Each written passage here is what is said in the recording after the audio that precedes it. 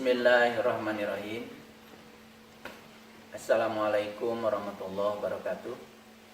Selamat pagi. Pada kesempatan yang penuh berkah ini, kita akan melanjutkan kajian kita masih di sekitar gas ideal. Pada kesempatan yang sebelumnya, saya sudah menjelaskan satu eksperimen penting yang dilakukan oleh Joule, namanya ekspansi bebas Joule. Dari ekspansi bebas Joule itu kita bisa menentukan bagaimana fungsi keadaan dari energi dalam, baik untuk gas ideal maupun untuk gas nyata. Kita sudah mendapatkan hasil penting bahwa untuk gas ideal, ya, dari percobaan eksperimen bebas Joule itu, untuk gas ideal ternyata energi dalamnya merupakan fungsi dari T saja. Jadi kalau energi dalam itu fungsi dari dua variabel yang lain, berarti yang kita bicarakan bukan lagi gas ideal, melainkan gas nyata. Oleh karena itu, perlu ditekankan bahwa dalam kajian termodinamika untuk tingkat dasar, untuk S1 terutama, kita hanya berbicara termodinamika keseimbangan yang memenuhi syarat-syarat keseimbangan termodinamika. Yang kedua, objek pembicaraan kita hanya dibatasi pada gas ideal. Karena kalau kita sudah berbicara gas yang lain, ya, persamaan keadaan gas yang lain, misalkan gas Clausius atau gas van der Waals, apalagi gas nyata yang persamaan keadaannya itu dalam bentuk deret, dalam bentuk ekspansi virial, itu sangat kompleks sekali. Tidak masalah, yang penting tidak salah konsep. Jadi walaupun objek kita hanya mengambil objek kita yang paling sederhana yaitu gas ideal, yang penting penerapannya bagus, benar. Jadi itu sudah cukup untuk level dasar belajar termodinamika. Nah, saya perlu tekankan kembali bahwa pada kesempatan sebelumnya kita sudah berbicara tentang kapasitas kalor. Jadi kapasitas kalor itu sudah didefinisikan secara umum, yaitu sebuah benda itu, ya, kapasitas kalornya dicirikan dengan pada saat yang menerima kalor, lalu benda itu akan mengalami perubahan suhu. Ternyata tidak semua benda di semesta ini mengalami perubahan suhu yang sama untuk, ya, ketika diberikan kalor yang sama. Jadi setiap benda yang berbeda ketika diberikan kalor yang sama bisa jadi perubahan suhunya berbeda. Itu perlu ditekankan kembali. Nah, kita sudah membuat rumusan tentang kapasitas kalor. Untuk zat padat dan zat cair kita hanya mengenal satu kapasitas kalor saja. Tapi untuk gas, kapasitas kalor itu dibagi dua. Ada kapasitas kalor pada volume tetap, ada juga kapasitas kalor pada tekanan tetap. Jadi harganya berbeda. Jadi kita ambil contoh saja dari hukum termodinamika 1, kita bisa membuat analisa seperti ini. Jadi dq untuk proses yang infinitesimal itu adalah du ditambah dengan VdV. Kalau ini dibagi dengan dt untuk menentukan kapasitas kalor, ini berarti menjadi apa itu pada volume tetap, otomatis penulisan ini tidak menjadi d lagi, berubah menjadi do, ya, ini menjadi do. Ingat ya, ini kalau ini kan total, kalau ini parsial. Do t dari Q pada waktu volume tetap itu kan sama dengan do t dari U, ya, untuk volume tetap. Nah, otomatis kalau volume tetap ini jadi sama dengan 0. Nah, ini kan tiada lain adalah CV. Ini definisi CV, ya, kapasitas kalor pada volume tetap adalah do t dari Q. Dari sini kita mendapatkan hasil bahwa CV itu adalah do t dari U, ya. Ini dalam bentuk parsial. Nah, ini berlaku umum. Ini berlaku umum. Ya, tapi untuk gas ideal, khusus untuk gas ideal, karena kita sudah tahu bahwa itu hanya fungsi dari T saja, ya secara eksplisit, maka kita tidak menulis lagi CP seperti ini. Jadi kita menulis CP-nya menjadi sama dengan D dt dari U. Jadi kita tidak menggunakan simbol matematika do lagi, tapi menggunakan D, sehingga kita mendapatkan hasil ini. Dari sini kita akan dapatkan bahwa DU tiada lain adalah CP dt. Nah, kalau ini dimasukkan ke hukum pertama termo, maka kita dapatkan dQ sama dengan DU-nya diganti dengan ini kan DU ditambah PdV. Jadi hasilnya dQ menjadi sama dengan CP dt ditambah dengan PdV. Jadi kita sudah mendapatkan tambahan rumusan baru tentang hukum 1 termodinamika. Jadi hukum 1 termodinamika yang umum itu sudah kita tuliskan, yaitu Q sama dengan delta U min W, itu yang umum ya. Kemudian ini untuk proses yang non adiabatik. Kalau adiabatik berarti Q-nya sama dengan 0, berarti delta U sama dengan W. Nah, jadi dari situ kita akan tahu bahwa untuk tahu berapa besar energi yang ditransfer pada proses usaha, baik oleh sistem terhadap lingkungan maupun dari lingkungan terhadap sistem, maka kita bisa lihat dari berapa besar perubahan energi dalamnya jika prosesnya berlangsung secara adiabatik. Jadi kalau Q sama dengan 0 kan ini, kalau Q sama dengan 0, kalau ini adiabatik berarti ya ini delta U min W, berarti W-nya sama dengan delta U. Jadi artinya apa? Artinya untuk tahu berapa besar energi yang ditransfer pada saat sistem melakukan usaha pada lingkungan, atau sebaliknya lingkungan melakukan usaha pada sistem, kita bisa lihat dari perubahan energi dalam. Kalau sistem melakukan usaha, otomatis ya akan ada pengurangan energi pada sistem, maka usahanya disebut negatif. Itu pada proses ekspansi. Kalau sistem mendapatkan usaha, berarti pada proses kompresi, artinya sistem mendapatkan tambahan energi, maka usahanya dihitung positif. Nah, itulah pentingnya kenapa konvensi dalam termodinamika menjadi sangat penting. Itu yang pertama. Ini hukum termodinamika secara umum. Nah, hukum termodinamika untuk proses kuasistatik itu sudah kita tulis, ini dirubah aja. Untuk kuasistatik menjadi dQ sama dengan du min dw. Ini untuk proses kuasistatik. Nah, kalau kita tahu dw itu sama dengan min PdV, maka kita akan dapatkan dQ sama dengan du plus PdV. Nah, apa mananya ini? Ini mananya hukum termodinamika berlaku untuk proses kuasistatik.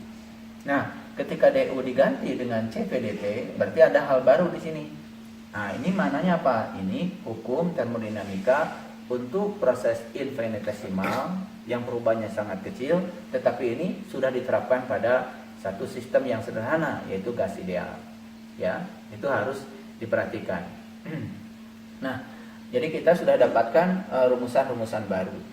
Nah, kemudian dari dQ sama dengan Cp dt ditambah PdV, kita bisa kembangkan lagi untuk mendapatkan rumusan yang lebih lanjut lagi.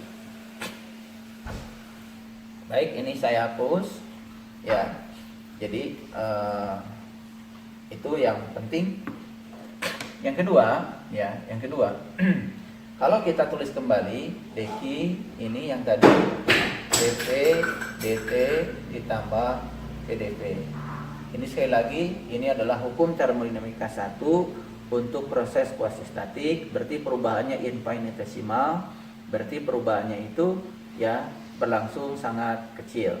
Berapa besar kecilnya? Tentu saja sangat tak berhingga kecilnya. Makanya dalam fisika tak berhingga itu ada dua, ada tak berhingga besarnya, ada tak berhingga kecilnya, yang disebut dengan proses infinitesimal. Nah, sekarang kalau kita tuliskan kembali yang kemarin, persamaan keadaan gas ideal PP nRT. Jadi kalau misalkan kita turunkan dari sini ya, kita cari diferensialnya, maka kan ini PP ya, jadi PdV ya ditambah PdV ya kan sama dengan NRDT. Ini dicari diferensialnya. Jadi Anda sudah terbiasa dengan yang begini kan di matpis ya. Jadi kalau fungsi dikali fungsi itu kan biasanya turunan pertamanya menjadi U aksen V ditambah U V aksen kalau fungsinya U dan V ya. Nah, itu sudah biasa. Makanya PDV kalau di PV sama dengan NRT kalau diturunkan untuk turunan pertamanya jadi diferensialnya PDP ditambah VDP sama dengan NRDT. Nah, sekarang kalau kita lihat PDP saja kan sama dengan NRDT min PDP. Nah, kalau ini kita substitusikan ke sini ya, kita akan dapatkan DQ sama dengan ini kan kita ganti tetap aja CVDT ditambah, nah ini PDP-nya kita ganti dengan ini, jadi NRDT min VDP. Nah kita punya ini DT, kita bisa tuliskan menjadi lebih sederhana, DQ sama dengan CV plus NR ya dikalikan DT min PDP. Nah kalau kita turunkan, kita bagi ini dengan DT, tetapi untuk P konstan. Jadi untuk tekanan konstan, karena kita ingin menentukan kapasitas kalor pada tekanan tetap. Hasilnya apa? Hasilnya adalah ini kan menjadi, ingat karena ini asalnya penulisannya D, ya kalau kita menulis secara parsial kan jadi do ya, jadi do. Tapi karena P-nya tetap, tekanannya tetap, jadi kita tetap aja menulisnya seperti ini, DI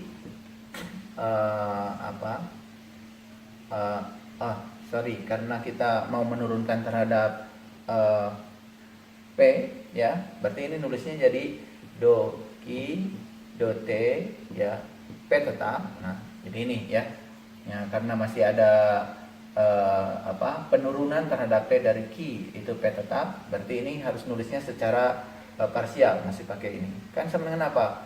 Kan sama dengan ini dibagi DT, DT-nya hilang, jadi tinggal CV ditambah NR. Gitu. Nah, dikurangi ini adalah V ya.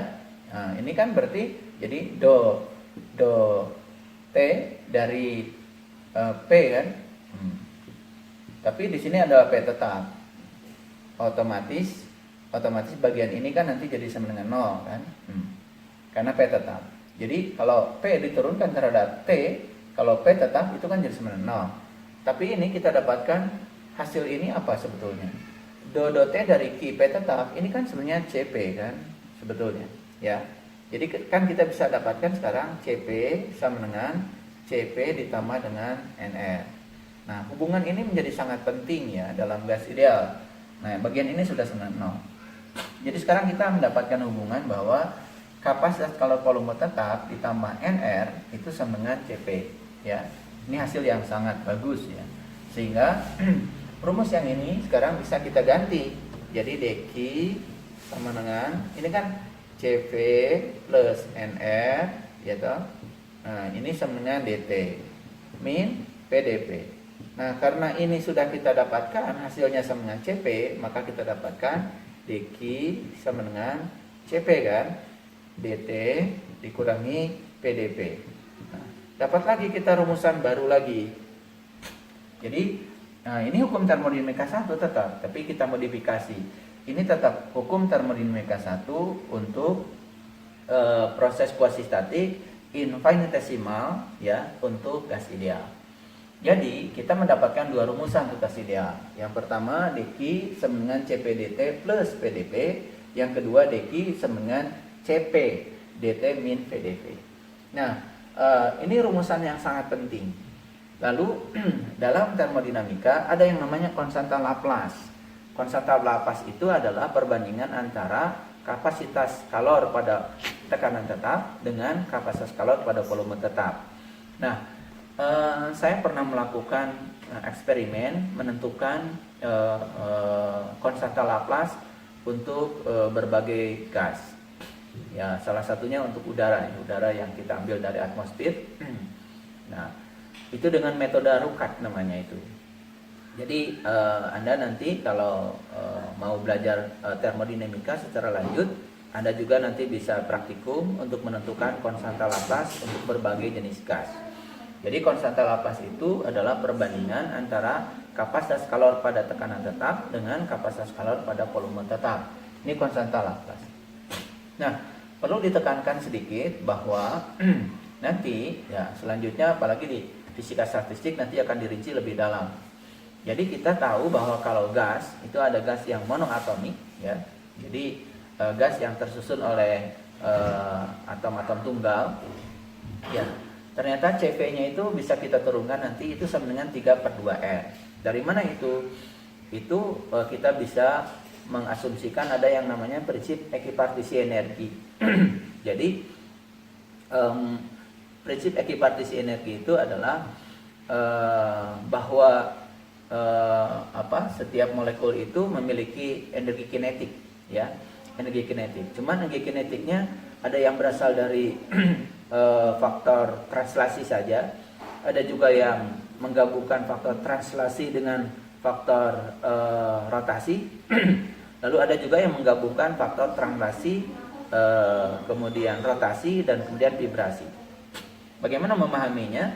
Nanti Anda cari literatur tentang konsep kapasitas kalor dikaitkan dengan prinsip ekipartisi energi. Nah, contoh yang sederhana misalkan gas monoatomik, kenapa CP-nya 3/2R ini bisa dibuktikan. Nah, ini untuk gas monoatomik baik pada suhu rendah maupun pada suhu menengah atau pada suhu tinggi, CP-nya tidak berubah, tetap aja 3/2R. Jadi gas monoatomik itu hanya bertranslasi. Nah, beda lagi kalau gas diatomik ternyata pada suhu rendah, pada suhu menengah dan pada suhu tinggi itu kapasitas kalornya itu berubah. Ya, makanya kapasitas kalor itu semakin jelas dia bukan merupakan sebuah besaran yang tetap, tetapi dia merupakan sebuah fungsi keadaan. Dari mana kita tahu? Kan kemarin ya kita sudah jelaskan dari video sebelumnya bahwa CP itu sama dengan T dari U kan untuk P tetap. Nah, dari rumusan ini kita tahu bahwa CP itu ya sama dengan T dari U P tetap. Jadi sedangkan U-nya sendiri itu kan fungsi dari T dan P. Berarti U ini fungsi keadaan. Kalau U fungsi keadaan berarti CP juga fungsi keadaan. Oleh karena itu maka CP sama 3/2R untuk suhu rendah untuk gas diatomik ya. 2 berarti dalam satu molekul itu ada dua atom. Nah, kalau dia itu dalam satu molekul ada 2 atom, kan sebenarnya sistem ini menjadi sangat kompleks. Beda dengan satu molekul itu 1 atom. Kenapa kompleks? Karena ketika dia bertranslasi ya, dengan dia berotasi, dengan dia bervibrasi, kan modus geraknya berbeda. Contoh seperti ini benda ini. Benda ini kalau saya lemparkan kan tidak hanya berpindah, tapi selama dia berjalan, dia mungkin berotasi. Sebetulnya tidak kelihatan, dia juga mungkin bervibrasi. Oleh karena itu, untuk gas diatomik pada suhu rendah, CP-nya 3/2R. Sama seperti gas monoatomik, cuman bedanya ini pada semua suhu. Nah, untuk pada suhu menengah ya, ternyata CP-nya itu naik menjadi 5/2R. Dari mana sumbangan tambahan ini? Ini karena modus geraknya bertambah. Jadi ketika suhu semakin tinggi, maka cara gas itu bergerak itu juga semakin kompleks. Jadi bukan hanya gerak translasi, hanya berpindah, tapi dia berotasi. Jadi ada tambahan energi kinetik. Nah, untuk gas pada suhu tinggi juga sama, ya CV-nya sebenarnya 7/2R. Nah, kenapa? Dari mana tambahan ini? Jadi untuk suhu tinggi, si gas itu modus geraknya bukan hanya translasi dan rotasi, tapi juga sudah melibatkan aspek yang ketiga, yaitu aspek vibrasi. Jadi kalau ini hanya translasi saja, kalau ini translasi dan rotasi, kalau ini translasi, rotasi dan vibrasi. Nah, untuk gas poliatomik artinya lebih dari 2 atom dalam satu molekul, ternyata perilakunya hampir sama dengan gas yang diatomik. Jadi pada suhu rendah, pada suhu sedang dengan pada suhu tinggi ternyata kapasitas kalornya itu walaupun volumenya tetap itu berubah. Nah, itu maknanya apa? Maknanya bahwa kapasitas kalor itu yang dulu ya waktu di SMA dianggap sebagai besaran yang tetap, itu kurang tepat ya, karena kapasitas kalor itu merupakan sebuah fungsi keadaan. Dia itu berubah ya nilainya ketika besaran yang lain pada sistem itu ada yang berubah. Jadi dari sini kita bisa mendapatkan hasil bahwa kapasitas kalor itu ternyata bergantung pada suhu. Pada suhu rendah, pada suhu menengah, dan pada suhu tinggi ternyata hasilnya bisa lain-lain. Nah, ini rangkuman penting dari pembicaraan tentang gas ideal. Jadi kita sampai sekarang kita sudah mendapatkan dua rumusan penting ya tentang hukum termodinamika 1 untuk gas ideal. Jadi yang pertama adalah dQ ya sama dengan Cp dt ditambah dengan PdP. Yang kedua adalah dQ sama dengan Cp dt dikurangi dengan PdP. Nah, ada banyak proses yang harus Anda kuasai di dalam termodinamika. Ada yang namanya proses isotermal untuk gas ideal ya. Jadi untuk gas yang berbeda ya tentu saja lain lagi. Proses isotermal yaitu proses yang berlangsung pada suhu tetap. Untuk gas ideal aja dulu. Yang kedua adalah proses isobarik, yaitu proses yang berlangsung pada tekanan tetap. Yang ketiga adalah proses isohorik, yaitu proses yang berlangsung pada volume tetap.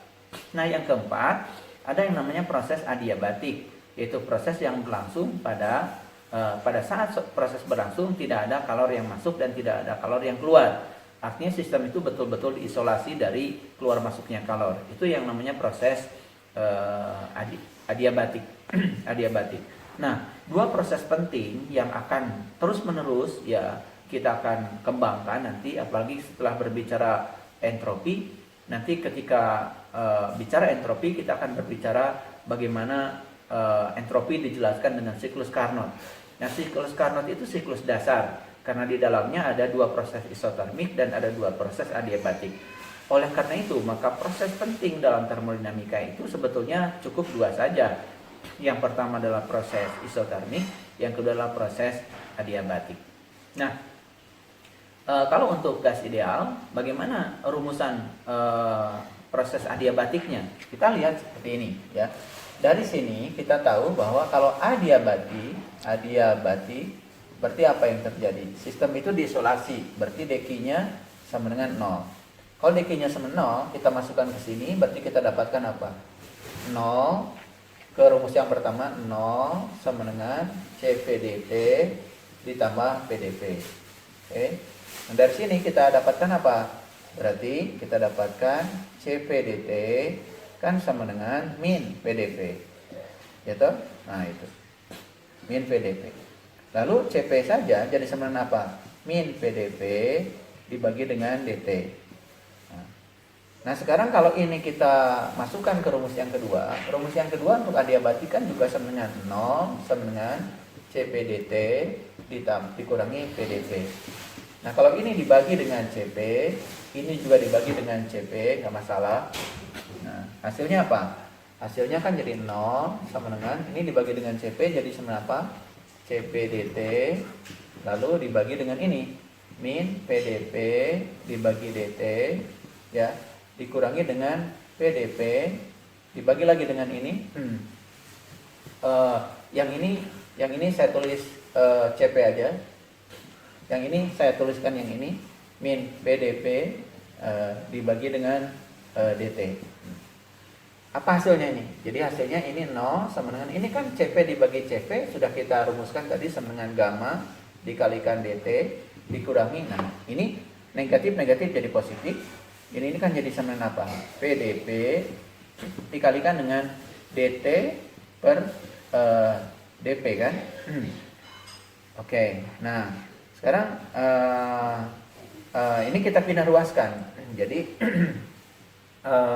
gamma dt kan sama dengan min ya. Kalau pindah ruas jadi PdP ya dt dibagi dengan dp. Nah, ini dt-nya bisa kita coret. Lalu diusahakan ada pemisahan variabel. Pemisahan variabel. Ingat, kalau mengintegrasi harus ada pemisahan variabel. Jadi ini sama dengan apa ini? Gamma. Ini kan tinggal dp per v, dp-nya ke sana, v-nya ke bawah, ya, dikurangi sama dengan min. Ini apa sama dengan oh ya, ini ada yang hilang ya, p. Jadi p-nya di bawah ya. Di sini ada p-nya. Di sini ada p-nya. Oke, dibagi dengan p ya. Oke. Berarti ini kan di sini ada p-nya kan, dibagi p ya. Nah, jadi ini sama min dp dibagi dengan p.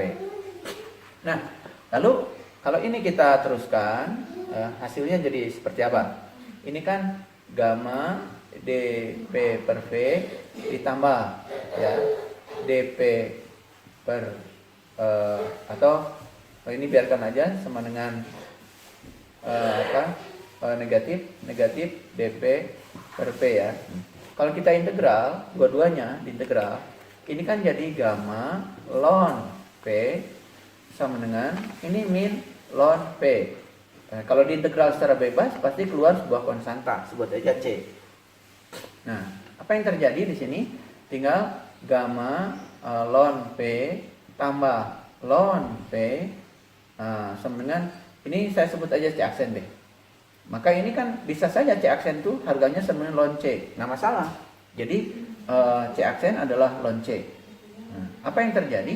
Ini kan bisa ditulis jadi ln p gamma ditambah ln p kan sama dengan ln c. Atau bisa ditulis ln p gamma kan sama dengan ln c. Maka kita dapatkan pp gamma sama dengan c. Nah, ini adalah persamaan keadaan gas ideal juga sama, cuman ini untuk proses adiabatik. Jadi persamaan keadaan gas ideal yang biasa, ini untuk proses adiabatik seperti ini.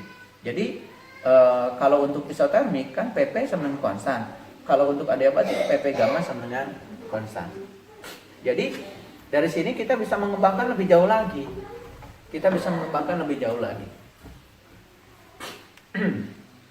Jadi kita tahu bahwa gas ideal itu pp sama dengan nRT. Nah, untuk isotermik berarti ini konstan. Berarti dapat pp sama dengan konstan. Ini untuk isotermik. Nah, tadi sudah kita dapatkan untuk proses adiabatik ini isotermik ya, isotermik. Ya. Untuk proses adiabatik kita dapatkan pp gamma sama dengan konstan. Ini untuk adiabatik ya. Nah, kita bisa mengembangkan persamaan lain dari sini. Gimana caranya? Kita lihat ini. Jadi kan pp sama dengan nRT. Kita ganti aja p-nya. Kan berarti kan p sama dengan nRT dibagi dengan v. Kalau ini kita masukkan ke sini. Ya, berarti sama dengan apa tuh? nRT per v kalikan p gamma sama dengan konstan. Nah, dari sini kita dapat apa? Ya, ini kan T, ini ada V, ini ada V. Berarti kan bisa ditulis jadi V, ini bisa ditulis jadi gamma min 1. Kalau Anda nggak ngerti gini, ini gamma, ini naik ke atas jadikan V pangkat min 1 kan. Sama dengan C dibagi dengan, ini tinggal NR kan, NR. Nah, ini bisa disederhanakan jadi T, V kan gitu, gamma min 1 kan, sama dengan C per NR. C per NR apa? Ini sebuah konstanta baru lagi, ya, C lagi. Sebut aja K boleh, ya, konstanta. Yang penting itu konstan. Jadi sebuah konstanta baru. Jadi ini juga rumusan yang kedua. TP gamma. Nah, kita bisa dapat rumusan yang ketiga. Ini hubungan antara tekanan dengan volume, ini hubungan antara suhu dengan volume. Ternyata TP gamma min 1 juga konstan. Nah, kita bisa dapat yang ketiga. Jadi dari sini kita dapatkan lagi apa? Ya, kalau kita masukkan P-nya, berarti kan P sama dengan N RT dibagi dengan P kan? Nah, kita masukkan sini. Jadi PP gamma sama dengan konstan. Berarti nah, P dikalikan ini N RT per P kan? Ini pangkat gamma sama dengan konstan. Nah, kalau kita selesaikan ini jadi apa? P. Nah, ini kan sama dengan apa? N, R, T. Nah, ini bisa ditulis pangkat gamma begitu. T pangkat gamma dibagi dengan P pangkat gamma, gitu, sama dengan konstan. Nah, ini bisa ditulis lagi P, ya. Nah, ini bisa naik ke atas nih. P pangkat min gamma dikalikan T pangkat gamma kan sama dengan konstanta dibagi dengan NR pangkat gamma. Nah, ini semuanya juga sama dengan konstan. Nah, ini bisa disederhanakan jadi T pangkat gamma kalikan P pangkat ini 1 min gamma sama dengan konstan. Ini adalah rumusan yang ketiga. Jadi kita bisa menyimpulkan kita punya 3 rumusan untuk gas ideal per proses adiabatik. Yang pertama ini, yang penting Vp gamma sama konstan. Ini hubungan tekanan dengan volume, ya. Jadi yang kedua kita bisa dapat rumusan Tv gamma min 1 konstan. Ini hubungan antara suhu dengan volume. Yang ketiga Tp gamma min 1 sama konstan. Ini hubungan antara apa? Hubungan antara suhu dengan tekanan, itu konstan. Nah, ini hal-hal penting yang perlu Anda perhatikan dalam pembicaraan tentang gas ideal. Saya kira sampai di sini. Semoga dengan penjelasan saya ini Anda tercerahkan sehingga tidak bingung ya ketika mempelajari konsep-konsep gas ideal. Terima kasih. Assalamualaikum warahmatullahi wabarakatuh.